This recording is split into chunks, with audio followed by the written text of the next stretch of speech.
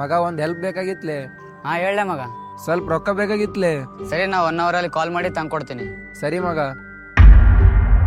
ನೀವು ಡಯಲ್ ಮಾಡಿದ ಸಂಖ್ಯೆಯು ಪ್ರಸ್ತುತ ಕಾರ್ಯನಿರತವಾಗಿದೆ. ಆಕಾಶ ಅರ್ಜೆಂಟ್ ಆಗೋ, ಸ್ವಲ್ಪ ಕಾಲ್ ಪಿಕ್ ಮಾಡು.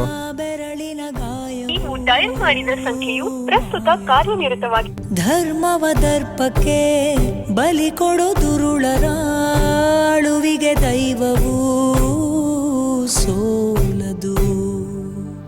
ಅಪ್ಪಳಿಸಿಧರೆಯನ್ನೇ ನುಂಗೋರ ಸಿಡಿಲು ಬಿಕ್ಕಳಿಸುತ್ತಾ ಭೂಮಿ ತಾಯ ಮಡಿಲ ಕೇಳಿತೇನು.